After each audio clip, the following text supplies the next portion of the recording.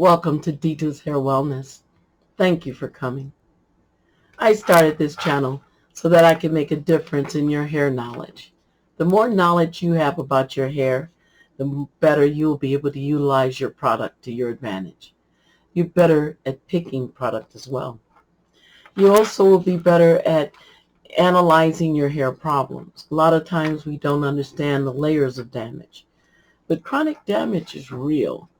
And when your product doesn't work anymore, you think, what happened? Did my hair change? Did the conditioners change? Is the company making changes to their patent? All these theories could be true. However, we have to narrow it down so that you can get some answers to damaged hair.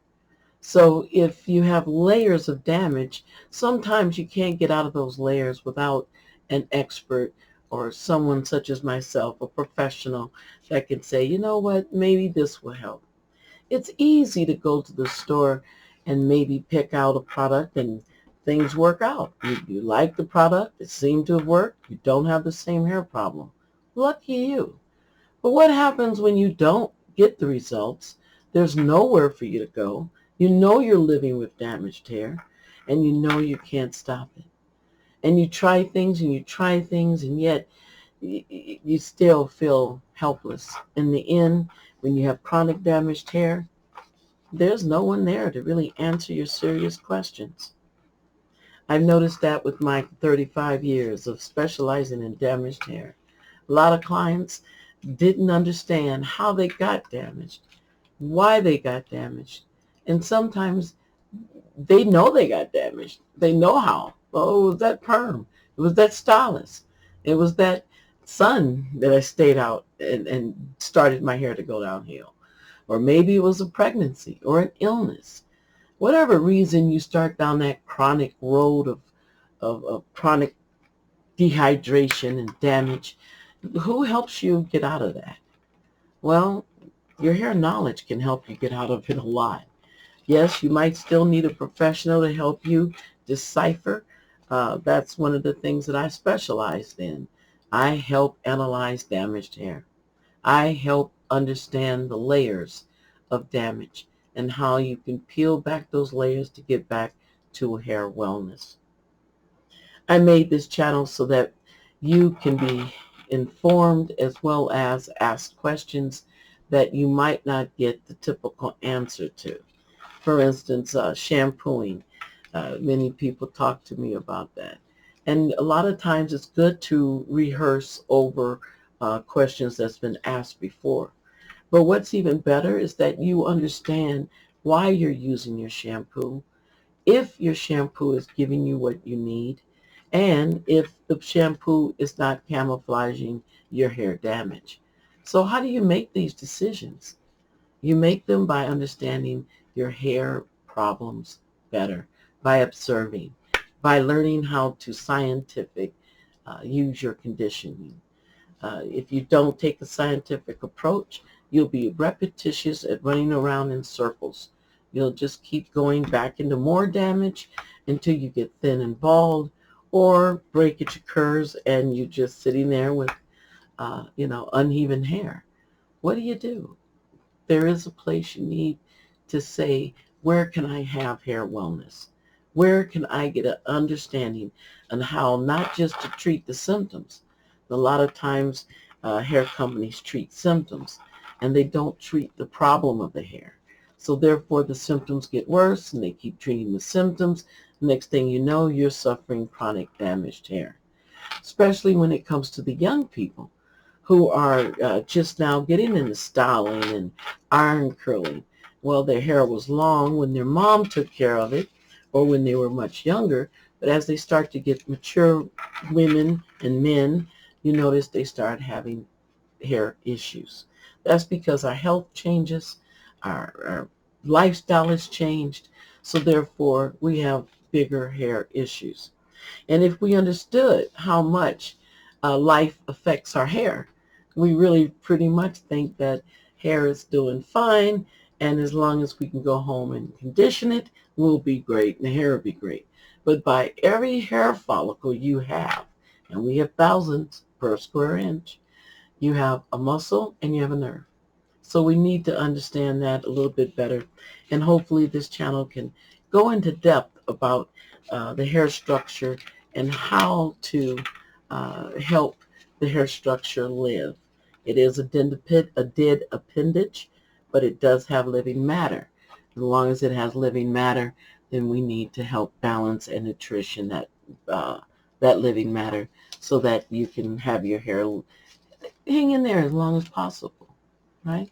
Fake hair should be a choice, not, uh, not should I say, it should be a choice and not forced. You should be able to say, I can wear my hair or I can wear a wig if I want. But with a lot of times we're getting the chronic damaged hair and we have to say, wait a minute, what do I do now? I can't go, my hair is broken. I can't go to this event. I need fake hair to make the event right.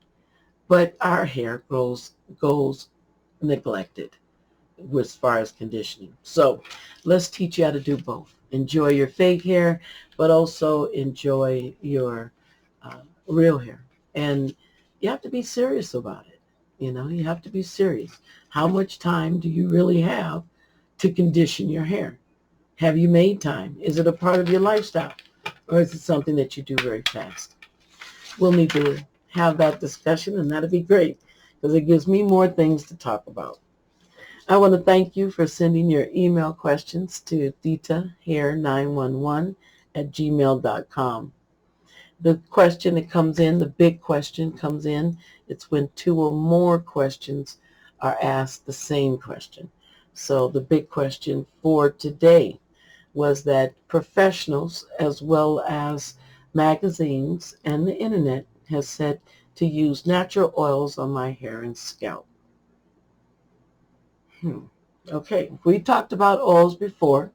We have to understand we can do a bigger class on this or a bigger conversation on this if you like. If you send me some questions about that, I will definitely go into a bigger detail. But let's sum this up where you have natural oils coming from your scalp. It is called your acid mantle. That acid mantle needs to be protected, and it needs to be there. So when you use your natural oils, one, you have to be very stable with your conditioning. You have to have established routine with your deep conditioning. Remember, the hair oil will lay on top of the hair strand. It does not penetrate the hair strand. It is not hydrolyzed. It is an emollient. And what emollients do, as you can see here, this is a picture of your hair strand. One hair strand is magnified. You can see the layers here, and the oils lay on top. Now, the average client doesn't have cuticle that's compact and that is that healthy. Generally, sun damage and styling damage occurs. So then you have this type of look for the hair strand. And so maybe it's better for me to hold it up like this. Okay. And so the oils get up in between the layers. Then this is a dehydrated hair strand.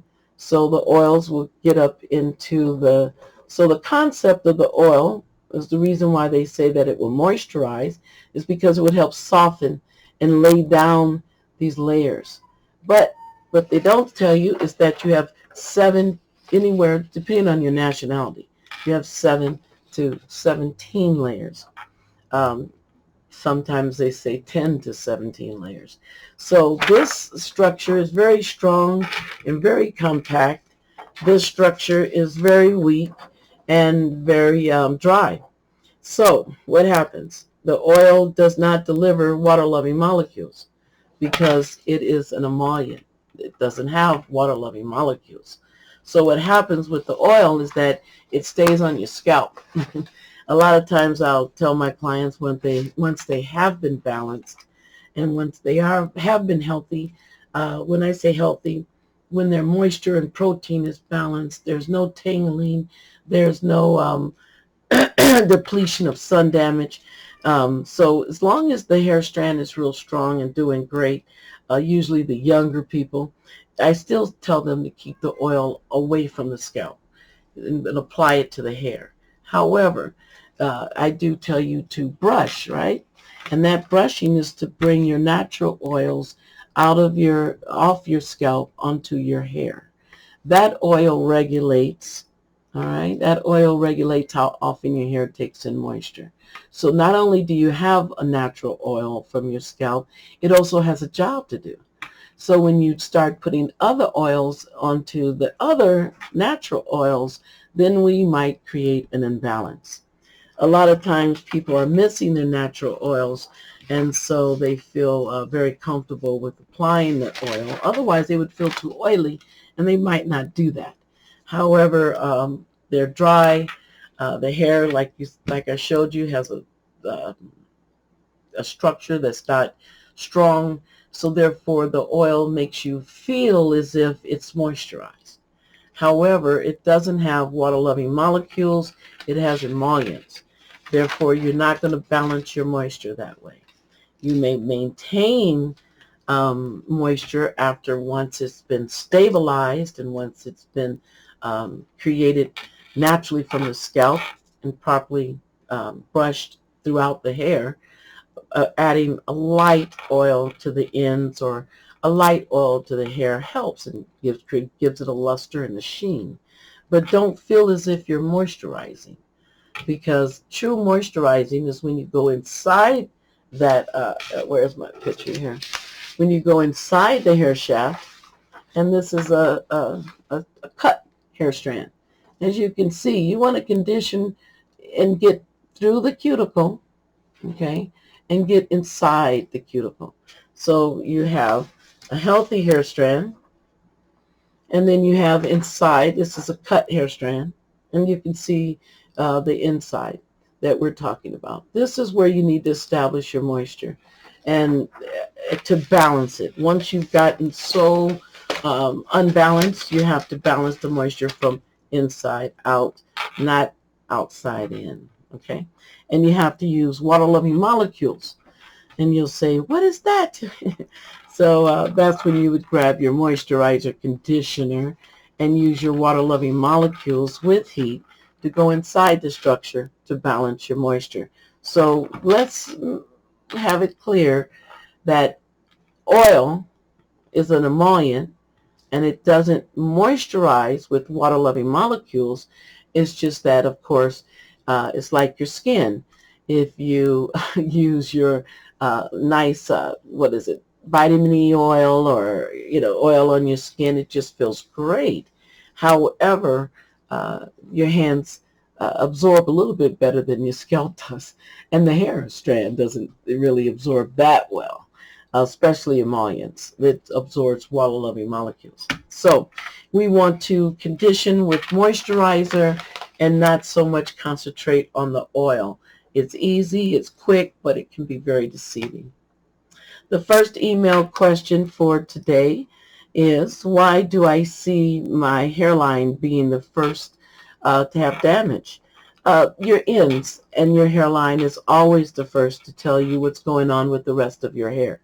If you have worn fake hair before, braids or the hairline wigs, what happens is that the hairline is neglected. People don't usually know to separately apply conditioning, and we talked about that in one of my other videos. I believe it was Daisy here, and what we did was we just went around the hairline. It looks like the bang, and we just conditioned the hairline. And a lot of times we forget that. Clients forget to condition the hairline.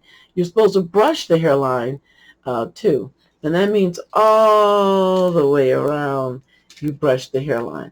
So a lot of times we don't condition enough. We don't condition the hairline enough. We don't put enough conditioners on the hairline, and then we don't stimulate our hairline by giving it its separate brushing. In scientific brushing, we have 2 nylon brushes, and we brush in all directions, but we also brush the hairline by itself. Without that maintenance, Anything you do to your hairline can, even if you're just trying to iron curl it or press it, hair pressing still is being done. And that's when you just have a hot comb and you press your edges to make them lay down if you have a wavy edges or frizzy edges. So what happens there is that your hairline is always the first to tell you how dehydrated you are. And of course, if you're neglecting the extra brushing that you're supposed to be giving the hairline with massaging, a lot of times we carry stress in our hair, in our hairline, and in our face. And when that happens, for instance, if you wear glasses, if you work on the computer, we're always on our phones. So if you do a lot of typing, then of course your hairline is going to stress out more. If you do a lot of reading, here again, you need to relax the hairline. You need to brush it as well as give it extra conditioning. So you would just apply extra conditioning directly to the hairline. So that's why why clients normally see the hairline damage first.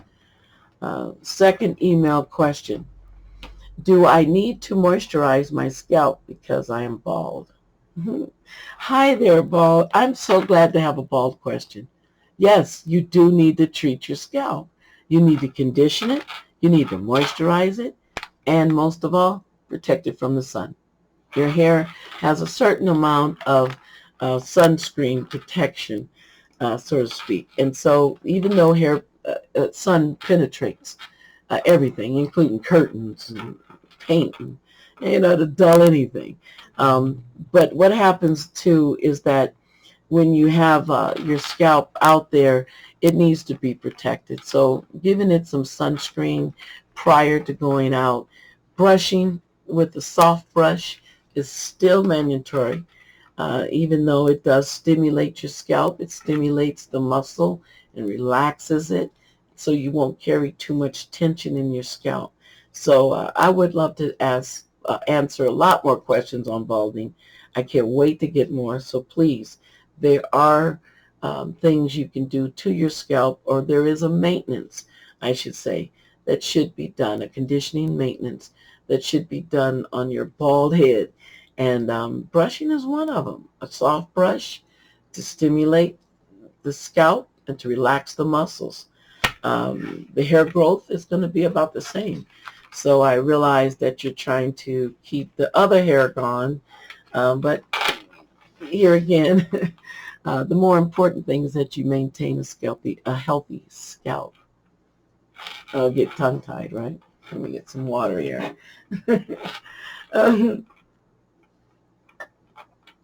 The third question. My ends keep frizzy, dry, and break all the time. I do condition. Well, when people tell me they are conditioning all the time, then I tend to wonder how they're conditioning all the time. Because if you're just putting cold conditioners on, remember, you're not going to get inside the hair shaft. You're going to be conditioning on the outside of the hair shaft. And what happens there is that it's very slow. It doesn't stabilize moisture very well, and it will always keep your ends frizzy. It may be that your ends just have had too much. Once they become too dry for so long, there's just there's no way back. The ends are done, and should I say they're very weak, and they're not going to stand any styling, or because you're just breaking in there frizzy. Deep conditioning always helps the ends. They're better conditioning for the ends because remember, it gets inside out conditioning. So always when you have frizzy ends, deep condition until it stops. But if you want to mini conditioning, then just apply moisturizer on your ends when you come home. Have a spray bottle with filtered water, about a dime's worth of conditioner in there, and moisturizer. And then you mist your hair, apply your conditioner, and leave it. Okay, you can rinse before you go to bed, or you can rinse in the morning. The main thing is that you're giving your hair a little bit more. Remember, hair is similar to fiber, like a sponge. And so what happens is that it absorbs, as you can probably tell. So when the ends are just dry and brittle, I would first deep condition with heat, and then of course I would condition until they stopped. I would continue weekly deep conditioning with heat until they stopped. But then you could do your mini conditioners, such as what I was saying. When you come home, mist your hair with the spray bottle, rub in your moisturizer, and definitely give your ends and your hairline a lot more conditioners, and just rub them in, just rub it in on your dry hair, mist it with the spray bottle, and dampen your hair. And you can do that like 2 or 3 times before you actually go to bed. Let it dry in, so to speak, like a dry damp. And then you can rinse and continue with your styling. So that's a good way to handle ends that are just out of control. After that, you can trim them, but remember, conditioning is the key, because what will happen is that you'll just keep on trimming, and then your hair won't gain length. So that can be another problem. I love hair facts. We're already there. It seems like time goes by fast when you're having fun, right? We want to talk about chemical services. So many people I meet are so scared of chemical services. And yes, the way they were done and how the chemicals were, I understand the fear. However, scientifically, you can protect your scalp before, during, and after the perm. Sometimes a curl can be so tight that a natural curl can be tight, where it causes physical stress. And a conditioning perm can definitely take that stress out of there and allow the ends not to have that stress, so the hair can continue to grow long. Perms are not scary. They just never were conditioned properly. And then they always were threatening to take out all the curl. The method was to take out all the curl, and then you had curly hair, and then you had straight hair. So of course that was a weak point. And the moment the hair wasn't properly conditioned, then that was breaking. So I want to get rid of the stigma, or the how can we put it, the influence that perms are all bad. Perms are not bad. It's just people were not conditioning the perms properly. And then, of course, they weren't conditioning a lot of times during the perm, and they felt as if they had to touch the scalp. You don't have to, okay? Uh, that's another class, though, so we'll talk about that. But right now, I want you to understand that, yes, perms were a problem. They're scientifically have improved a lot. And so if you're scared of perms still, don't feel as if the silk perms or other treatments are different just because they don't use the chemical. I understand the chemical disagrees with a lot of people, and it did create a lot of dehydration. But I don't think they've come up with too much better. The silk perms and the, should we say, I think there's silk perms and wax perms. Oh, I'll get those names for you later. But just to sum it up, there's perms now, and I've talked about this before, that they're no longer, they're not using the lye, but they still use formaldehyde. So you have to really go to the company. Now, I guess we have the advantage of going to the company. And so don't just let someone says, oh, it's a silk perm. It doesn't have chemicals. So, let's get one. And no, go to the company, ask them, how do you want this perm cared for? Some of the perms I saw, alternative perms to the lye perms, they offered dry shampoos. So if you don't want to do a dry shampoo, then you shouldn't be getting into this perm. So you have to look at the perms, look at or the chemicals, and look at what they require to condition them. If you're not wanting to do both the perm or the tinting, whatever chemical service it is, and not do the maintenance for it, a lot of times perms chemicals got in trouble because people would wait so long for the retouch. And so the retouch, because they noticed damage, so they kind of delayed the retouch, not really quite understanding that the retouch caused a lot of the damage. But the retouch also helped. If, for instance, if they tell you to come back, if they tell you not to use it, if they tell you not to use a wet shampoo, then you shouldn't. And if they tell you that you need this service every 3 months, then you're going to have to try it out at least 2 or 3 times to see if you like the perm. So before you jump into chemicals, let's read up on the maintenance for that chemical so that you understand the full picture of what it takes for that perm to work properly.